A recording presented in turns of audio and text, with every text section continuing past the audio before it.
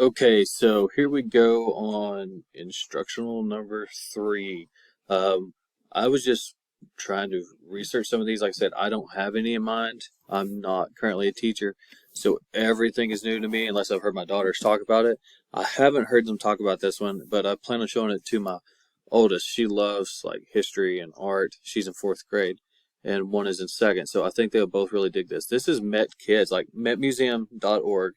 Um, is the website there. And I found this while just looking up some free ones, and it's pretty cool. We come over here, so let's go to talk about like we go into Egypt for a moment, and it tells like what it's made of, some things about ancient Egyptians here, when it was made, where it was made.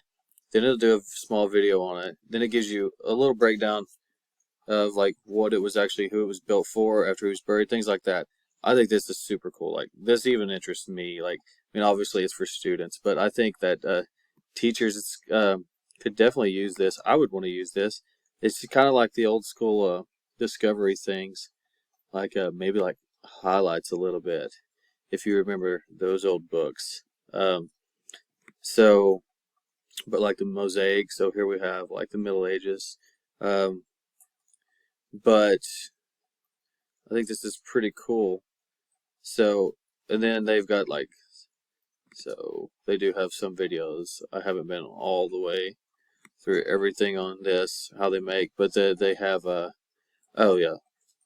So here are the ones, art that you can see that other kids have actually done. Like, I don't know how you get into that, but as far as submitting that art, but like, I think this would be really, really cool that I enjoyed it enough to look at it. I know that I'm going to look at it through my daughter. So here you can filter like the actual time periods that you want, and even go to which continent or country that you're looking for, and then what you're actually searching for.